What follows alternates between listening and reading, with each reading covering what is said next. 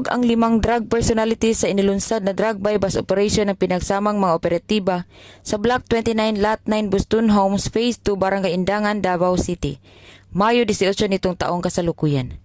Kinilala ni Police Major Jose Rodrigo B. Mendoza, Station Commander ng Mandog Police Station, ang mga suspect na si alias King 33, alias John Ray 36, alias John Carl 29, alias Christopher 28 at alias Glenn 44, na residente sa nasabing lugar na top 5 city-level high-value individual.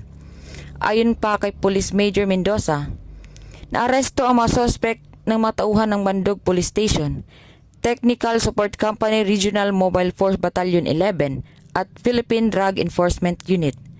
Dagdag pa ni Police Major Mendoza, nakuha mula sa suspect ang ilang pakete na hinihinalang shabu na may bigat na humigit kumulang 5 gramo at nagkakahalaga ng 34,000, isang keypad cellular phone, 1 piece improvised glass tube at 2 improvised foil tutor at buy-bust money na ginamit sa operasyon.